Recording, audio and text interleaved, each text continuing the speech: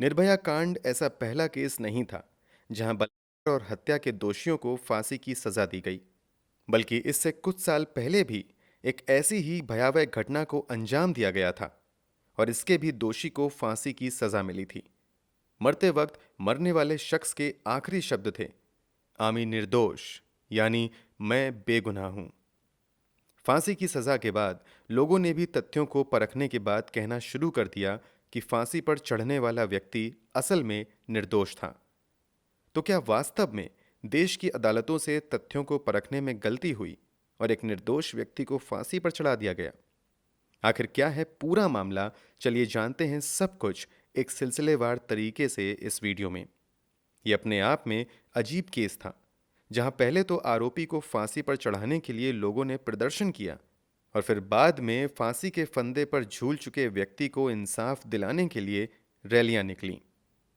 हम कहानी शुरू करें उससे पहले जल्दी से आप क्राइम की कहानी चैनल को सब्सक्राइब कर बेल आइकन जरूर दबा लीजिए।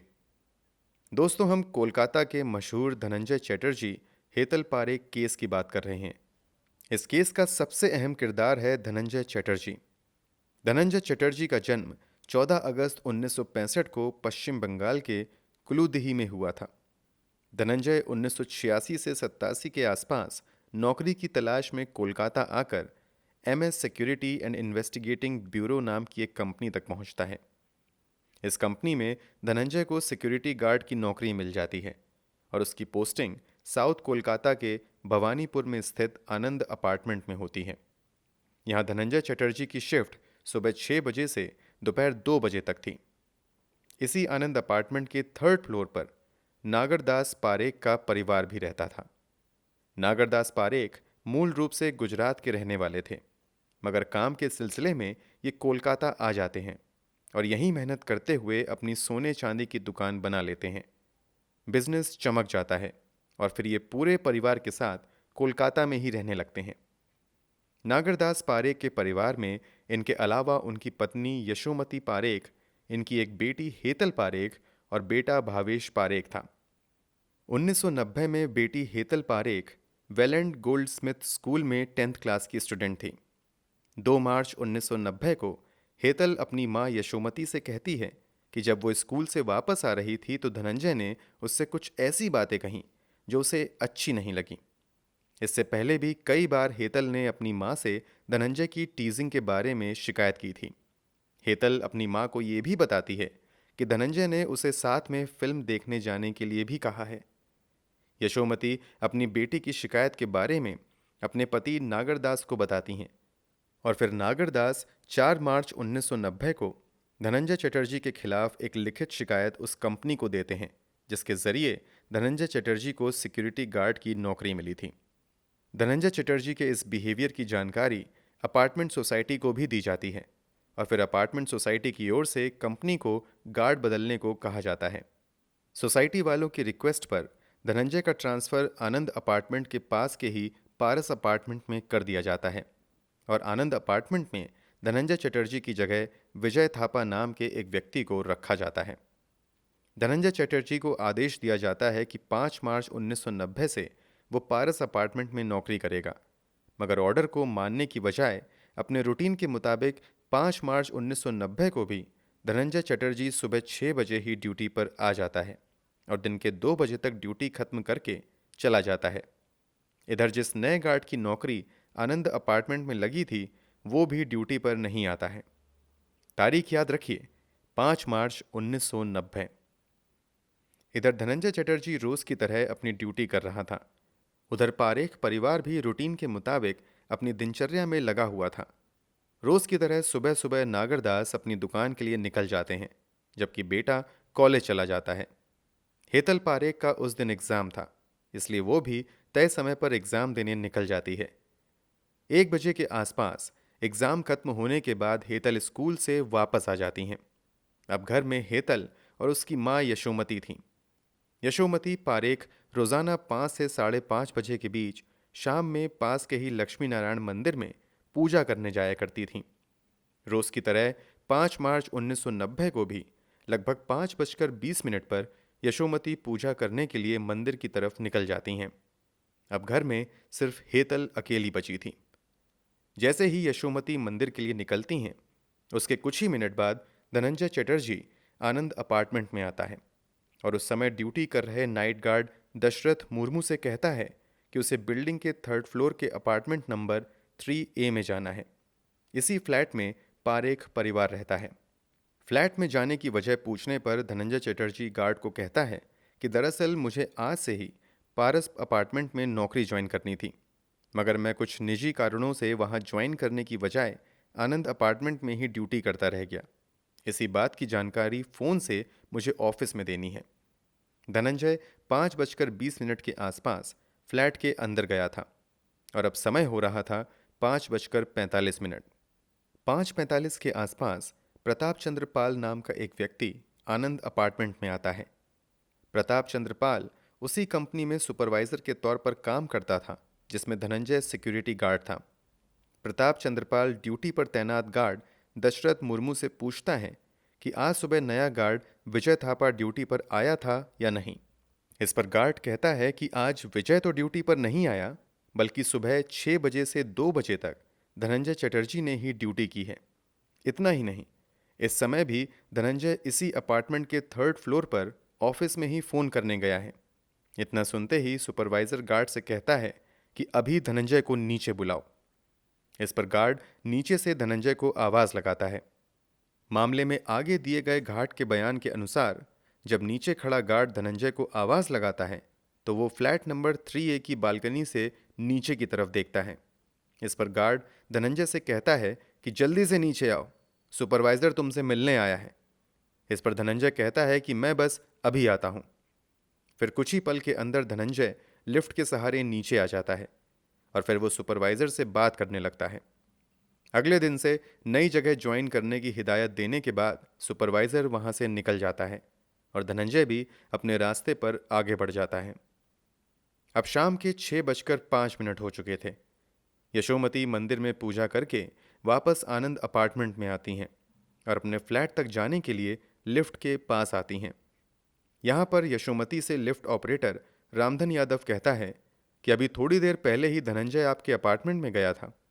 इतना सुनते ही यशोमती घबरा जाती हैं क्योंकि पिछले दिनों ही धनंजय के खिलाफ उनकी बेटी हेतल ने शिकायत की थी और उसी की शिकायत के बाद धनंजय का ट्रांसफ़र दूसरे अपार्टमेंट में कर दिया गया था।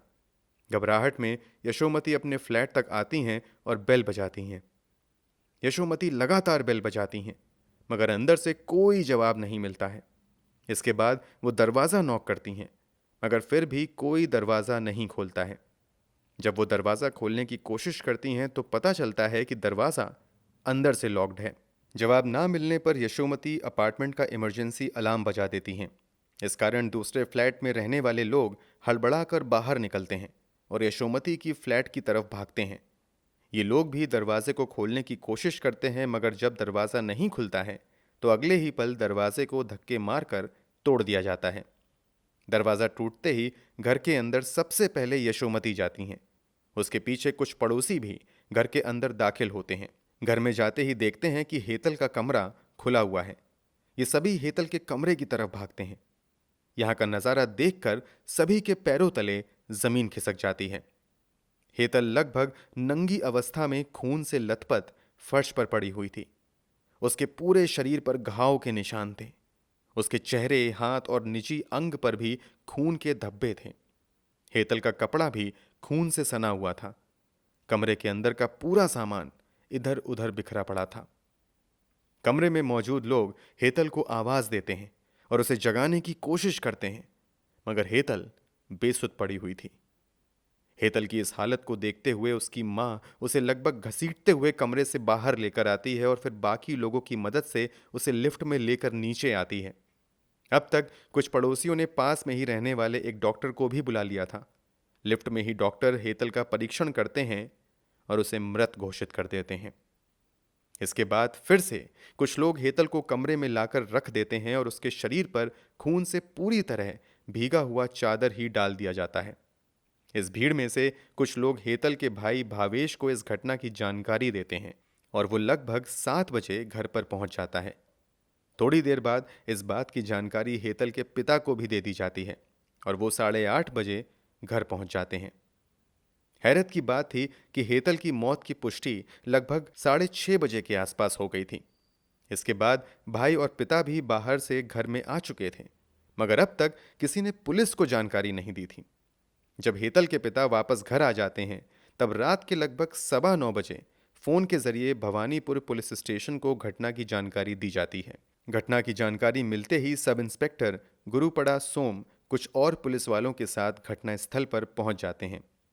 यहाँ हेतल की मां के बयान के आधार पर एफआईआर दर्ज की जाती है। बयान में यशोमती बताती हैं कि इस घर में दाखिल होने वाला आखिरी इंसान इस अपार्टमेंट का गार्ड धनंजय चटर्जी था। उसी ने शायद पहले बेटी के साथ जबरदस्ती की और फिर उसकी हत्या कर दी। इस बयान के आधार पर धनंजय चटर्जी को प्राइम सस्पेक्ट मानते हुए उसके खिलाफ मामला दर्ज कर लिया जाता है और पुलिस धनंजय के तलाश में लग जाती है।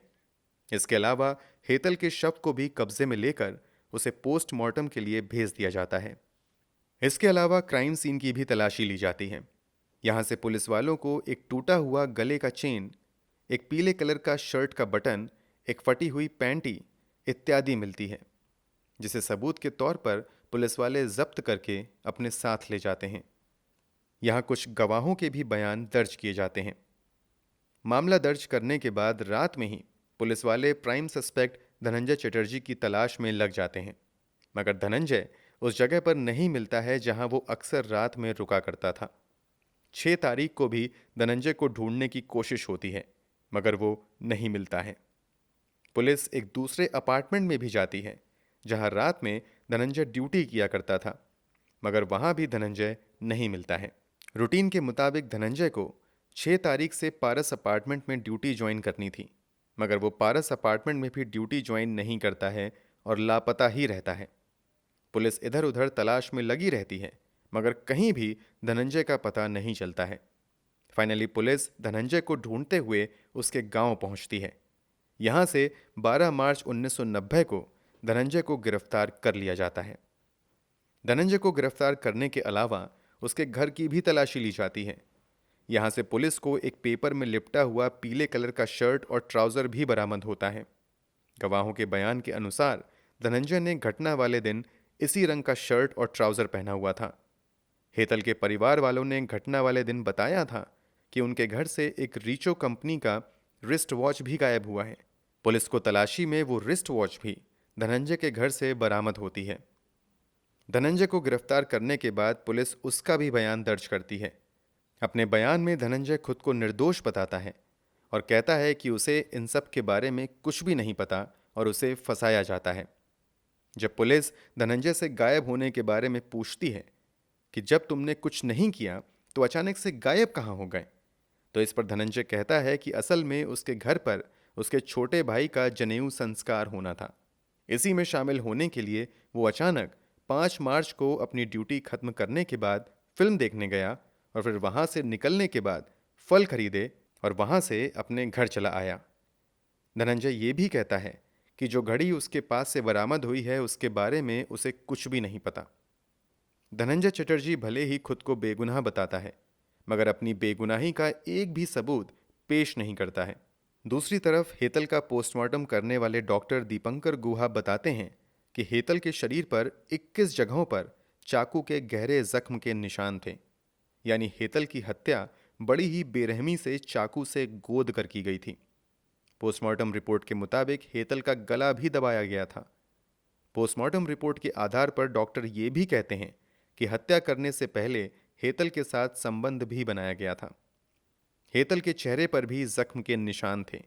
उसके नाखून में कुछ टिश्यू और बाल भी फंसे हुए थे। ऐसा लग रहा था कि जैसे हेतल ने अपने हत्यारे के साथ हाथापाई की थी। भले ही धनंजय चटर्जी ने इस पूरे मामले में खुद को बेगुनाह बताया था, मगर जो सर्कमस्टेंशियल एविडेंस थे वो इस बात की ओर इशारा कर रहे थे कि इस घटना में कहीं ना कहीं धनंजय चटर्जी का हाथ जरूर है। इस बात को और बल तब मिला जब पुलिस द्वारा हेतल के घर से बरामद बटन के शर्ट का मिलन धनंजय द्वारा पहने गए शर्ट से हो जाता है। इन सभी सबूतों और गवाहों के बयानों इत्यादि के आधार पर धनंजय चटर्जी को आरोपी बनाते हुए निचली अदालत में मामले की सुनवाई शुरू होती है। अदालत में सबसे पहले सवाल उठता है कि हेतल की हत्या का मोटिव क्या था। बयानों के आधार पर रिपोर्ट में बताया जाता है कि पिछले दिनों हेतल ने धनंजय की शिकायत की थी और इस शिकायत के आधार पर धनंजय का ट्रांसफर कर दिया गया। बस इसी कारण गुस्से में आकर धनंजय ने हेतल के साथ बर्बरता की और फिर उसकी हत्या कर दी। लंबे समय तक इस मामले की सुनवाई निचली अदालत में चलती रहती है और फिर फाइनली गवाहों और सबूतों को मद्देनजर रखते हुए कोर्ट द्वारा धनंजय चटर्जी को हेतल की हत्या और बलात्कार के जुर्म में मौत की सजा सुनाई जाती है। इस फैसले के खिलाफ धनंजय चटर्जी कोलकाता हाईकोर्ट में अपील करता है, मगर यहां भी पूरी सुनवाई के बाद हाईकोर्ट द्वारा निचली अदालत द्वारा दी गई सजा को बरकरार रखा जाता है। कोलकाता हाईकोर्ट के फैसले के खिलाफ धनंजय सुप्रीम कोर्ट में अपील करता है, मगर सुप्रीम कोर्ट में भी धनंजय की फांसी की सजा बरकरार रहती है। अदालत से फांसी की सजा मिलने के बाद सजा के इंतजार में धनंजय 14 साल जेल में बिता देता है। फिर फाइनली 2004 में 25 जून को फांसी का दिन तय कर दिया जाता है, मगर फांसी से ठीक एक दिन पहले 24 जून को धनंजय तत्कालीन राष्ट्रपति एपीजे अब्दुल कलाम के पास मर्सी पेटिशन दायर कर देता है। इस कारण 25 जून 2004 को फांसी पर लटकाने का फैसला टाल दिया जाता है। जब धनंजय चटर्जी को फांसी पर नहीं लटकाया जाता है तो बंगाल में धनंजय के खिलाफ रैलियां निकाली जाने लगती हैं और धनंजय को जल्द से जल्द फांसी पर लटकाने की मांग तेज होने लगती है। यहाँ तक कि बंगाल के तत्कालीन मुख्यमंत्री बुद्धदेव भट्टाचार्य की पत्नी मीरा भट्टाचार्य भी फांसी के समर्थन में कैंपेन चलाती हैं। इन सब के बीच धनंजय की मर्सी पेटिशन राष्ट्रपति द्वारा खारिज कर दी जाती है और तय होता है कि 14 अगस्त 2004 को धनंजय चटर्जी को फांसी पर लटका दिया जाएगा। फांसी का दिन तय करने के बाद एक बार फिर से लग रहा था कि फांसी को टालना पड़ेगा, क्योंकि उस वक्त कोलकाता में फांसी देने के लिए नाटा मलिक नाम के एक व्यक्ति को नौकरी पर रखा गया था, मगर वो कुछ महीनों पहले ही रिटायर हो चुका था। अब जब नाटा मलिक से धनंजय को फांसी देने के लिए संपर्क किया जाता है तो नाटा मलिक कहता है कि पहले उसके बेटे को सरकारी नौकरी दी जाए, तभी वो फांसी देगा। शुरुआती ना नुकुर के बाद फाइनली नाटा मलिक की बात मान ली जाती है और तब जाकर नाटा मलिक धनंजय चटर्जी को फांसी पर लटकाने के लिए तैयार होता है। अब तारीख थी 14 अगस्त 2004, सुबह के लगभग 4 बजे थे। धनंजय को फांसी पर लटकाने की सारी तैयारियां पूरी हो चुकी थीं और फिर जज का इशारा मिलते ही नाटा मलिक लीवर खींचता है और अपने जन्मदिन के दिन ही धनंजय चटर्जी फांसी के फंदे पर झूल जाता है। आधे घंटे तक उसका शरीर यूं ही लटकता रहता है और फिर डॉक्टर कंफर्म कर देते हैं कि धनंजय की मौत हो गई है। धनंजय की मौत के बाद धनंजय का परिवार धनंजय के शरीर को लेने नहीं आता है। इस कारण जेल में ही उसका अंतिम संस्कार कर दिया जाता है। नाटा मलिक को फांसी पर लटकाने वाले जल्लाद के मुताबिक फांसी पर लटकने से ठीक पहले धनंजय चटर्जी के आखिरी शब्द थे, मैं निर्दोष हूं, मुझे सब मिलकर मार रहे हैं। तो क्या सच में धनंजय निर्दोष था? इसी बात का पता लगाने के लिए इंडियन स्टैटिस्टिकल इंस्टीट्यूट यानी आईएसआई के 2 रिटायर्ड कर्मचारियों देबाशीष सेन गुप्ता और प्रबल चौधरी ने इस केस के फैक्ट्स को फिर से परखने का फैसला किया और फिर 2015 में उन्होंने अपने इन्वेस्टिगेशन के आधार पर एक विस्तृत रिपोर्ट पेश की जिसने साबित किया कि इस केस में कई खामियां थीं। जैसे इस केस में लिफ्ट ऑपरेटर की गवाही बहुत अहम थी। पहले पुलिस में उसने गवाही दी कि उसने धनंजय को 5:20 पर लिफ्ट में जाते देखा, मगर जैसे जैसे अदालत की सुनवाई आगे बढ़ी तो वो अपने बयान से बदल गया और उसने कहा कि उसने धनंजय को लिफ्ट से ऊपर जाते हुए नहीं देखा था, बल्कि जब वो नीचे आया तब उसने उसे देखा। इसलिए वो नहीं कह सकता कि धनंजय कितने बजे अंदर गया था। क्राइम सीन से घटना वाले दिन पुलिस ने एक गले की चेन बरामद की थी। पुलिस ने बताया कि ये चेन धनंजय की है, मगर आगे चलकर खुलासा हुआ कि वो चेन अपार्टमेंट के दूसरे स्टाफ का था जिसने दावा किया कि ये गले की चेन उसने धनंजय को गिफ्ट की थी। दूसरे स्टाफ के दावे में कितनी सच्चाई थी, इस बात को अदालत में नहीं परखा गया। हेतल के घर वालों ने दावा किया था कि उनके घर से धनंजय एक घड़ी चुरा कर ले गया था। वो घड़ी पुलिस वालों ने धनंजय की गिरफ्तारी के दिन उसके घर से बरामद भी की थी, मगर क्या ये घड़ी वास्तव में वो घड़ी थी जो घड़ी हेतल के घर से गायब हुई थी? इस सच्चाई का पता लगाना आसान था अगर पुलिस उस घड़ी के सीरियल नंबर का मिलन उस दुकान से करती जहां से हेतल के घर वालों ने वो घड़ी खरीदी थी, तो आसानी से पता लग जाता कि धनंजय के पास से बरामद घड़ी चुराई वाली घड़ी है या कोई और घड़ी है। मगर पुलिस वालों ने ऐसा कभी नहीं किया। एक और सवाल उठाया गया कि घर में कई और दूसरी कीमती चीजें थीं, तो धनंजय भला केवल घड़ी ही क्यों चुराएगा? इसका जवाब किसी के पास नहीं है। पोस्टमार्टम रिपोर्ट के मुताबिक हेतल के शरीर पर चाकुओं के वार के 21 निशान थे, मगर पुलिस ने ना तो कभी मर्डर वेपन बरामद किया और ना ही कभी कोई भी मर्डर वेपन अदालत में पेश किया गया। मतलब बिना मर्डर वेपन के ही धनंजय को फांसी दे दी गई, जबकि ये अहम सबूत था। जिसने भी हेतल को उस शाम पहली बार देखा, सभी ने गवाही दी कि हेतल का पूरा शरीर लहूलुहान था। कमरे में चारों तरफ खून बिखरा हुआ था, चादर भी खून से लथपथ थी। मगर दूसरी तरफ उस शाम धनंजय चटर्जी को देखने वाले लिफ्ट ऑपरेटर, गार्ड या फिर सुपरवाइजर में से किसी ने भी ये नहीं कहा कि धनंजय के शरीर पर खून के एक भी निशान थे। यहां तक कि पुलिस ने जो शर्ट और ट्राउजर धनंजय के घर से बरामद की थी, उस पर भी खून का कोई निशान नहीं पाया गया।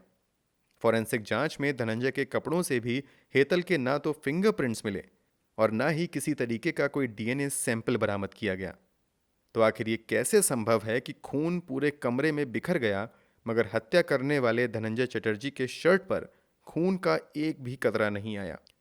एक्सपर्ट्स ने यह भी कहा कि यह भी नहीं कहा जा सकता है कि धनंजय ने कत्ल करते समय कोई और कपड़ा पहना था, क्योंकि गवाहों के मुताबिक धनंजय जो कपड़ा पहनकर अंदर गया था, वही कपड़ा पहनकर बाहर आया था। एक्सपर्ट्स के मुताबिक अगर धनंजय ने वास्तव में हत्या की होती, तो आखिर वो उस शर्ट और ट्राउजर को संभाल कर क्यों रखता, जबकि इस मामले में शर्ट और ट्राउजर अहम सबूत होते। पूरे घर में या हेतल के शरीर पर कहीं भी धनंजय के फिंगरप्रिंट्स नहीं मिले थे। आईएसआई की रिपोर्ट में पुलिस की लापरवाही भी सामने आई।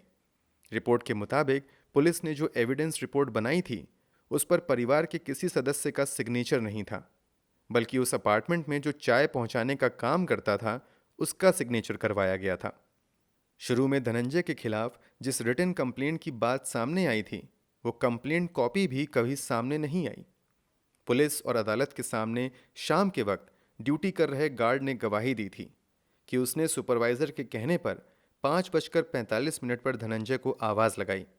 इस पर धनंजय ने अपार्टमेंट के बालकनी से नीचे झांका था, मगर आगे चलकर पता चला कि उस बालकनी से कोई नीचे की तरफ झांक ही नहीं सकता था, क्योंकि उस बालकनी में लोहे का सरिया लगा हुआ था और नीचे खड़ा व्यक्ति बालकनी में खड़े व्यक्ति को देख नहीं सकता था। तो गार्ड का ये बयान फर्जी था, मगर अदालत ने इस बात पर भी ध्यान नहीं दिया। आईएसआई की रिपोर्ट में हेतल की मां पर भी कई गंभीर सवाल उठाए गए, जैसे कि हेतल की मां ने दावा किया कि वो 5:20 पर मंदिर के लिए निकलती थी, मगर लिफ्ट ऑपरेटर ने कोर्ट में गवाही दी कि वो 5:20 पर नहीं, बल्कि उस दिन 4:10 पर ही घर से मंदिर के लिए निकल गई थी। इस जल्दबाजी का कारण क्या था, किसी को नहीं पता। पोस्टमार्टम रिपोर्ट में कहा गया कि मरने से पहले हेतल ने संभवतः अपने मर्डरर के साथ हाथापाई की थी।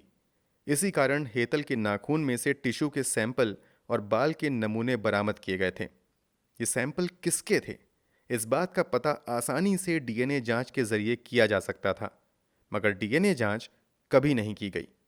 यहां तक कि हेतल के अंडरगारमेंट से सेमेन के सैंपल भी कलेक्ट किए गए थे।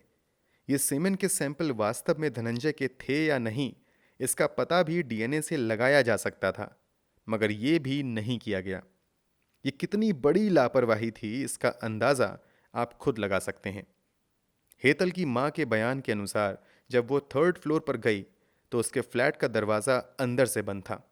अब अगर मान लिया जाए कि धनंजय हेतल की हत्या करके निकल गया था, तो आखिर अंदर से दरवाजा किसने बंद किया, जबकि उस समय घर के अंदर हेतल के अलावा कोई नहीं था और हेतल खुद दरवाजा बंद नहीं कर सकती थी, क्योंकि उसकी हत्या हो चुकी थी। धनंजय के केस में दूसरे गार्ड की गवाही काफी अहम रही, लेकिन आईएसआई की रिपोर्ट में सामने आया कि दरअसल दूसरे गार्ड और धनंजय का पहले से लफड़ा चल रहा था। इसलिए कहा गया कि शायद मौके का फायदा उठाकर गार्ड ने जानबूझकर धनंजय के खिलाफ झूठी गवाही दी। ये कॉन्फ्लिक्ट ऑफ इंटरेस्ट का मामला था, मगर अदालत ने इस बात को भी नजरअंदाज कर दिया। शुरुआती रिपोर्ट में ये कहा गया था कि हेतल के साथ बलात्कार किया गया है, मगर जब आगे जांच की गई तो ये कहा गया कि हेतल के साथ जबरदस्ती नहीं की गई थी, बल्कि ये मर्जी से बनाया गया संबंध लगता था, क्योंकि वजाइनल एरिया में किसी तरीके की कोई चोट या जबरदस्ती करने के निशान नहीं थे, जो अक्सर बलात्कार के मामलों में देखने को मिलते हैं। इन फैक्ट्स को भी पूरी सुनवाई के दौरान नजरअंदाज किया गया। इन सब से बढ़कर हेतल की मौत के बाद सभी को खबर दे दी गई, मगर पुलिस को खबर करने में आखिर 3 घंटे की देरी क्यों की गई, ये बात आज तक सामने नहीं आ सकी। क्या ये देरी अहम सबूतों को मिटाने के लिए हुई थी?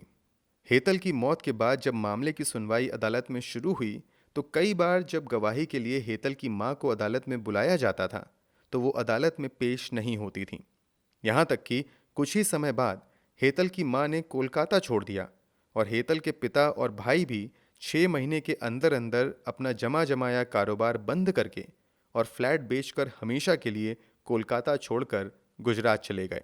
कुल मिलाकर सर्कमस्टेंशियल एविडेंस को देखा जाए तो लगता है कि धनंजय ने ही इस घटना को अंजाम दिया होगा, लेकिन दूसरी तरफ आईएसआई की रिपोर्ट में उठाए गए सवालों को भी नज़रअंदाज नहीं किया जा सकता कि किस तरह फैक्ट्स को निचली अदालत से लेकर सुप्रीम कोर्ट तक में नज़रअंदाज किया गया। यही वजह थी कि आईएसआई ने हेतल की मौत के मामले में ऑनर किलिंग की आशंका जताई, मगर इस नज़रिए से कभी जांच नहीं हुई। यही वजह थी कि 2015 में आईएसआई की रिपोर्ट सामने आने के बाद धनंजय चटर्जी के समर्थन में रैलियां निकाली गईं। यहाँ तक कि इस केस को फिर से खोलने की भी मांग की गई, मगर उन मांगों पर कभी ध्यान नहीं दिया गया। दोस्तों, जो होना था वो तो हो चुका है। हम सभी अदालत के फैसले का सम्मान करते हैं। फिर भी आपके अनुसार इस पूरे केस में क्या कुछ हुआ होगा, कमेंट बॉक्स में ज़रूर बताएं। अगर आपको हमारी मेहनत पसंद आई हो तो वीडियो को लाइक करते हुए शेयर भी करें। क्राइम की दुनिया से जुड़ी ऐसी ही कहानियों के लिए हमारे साथ लगातार जुड़े रहें। धन्यवाद।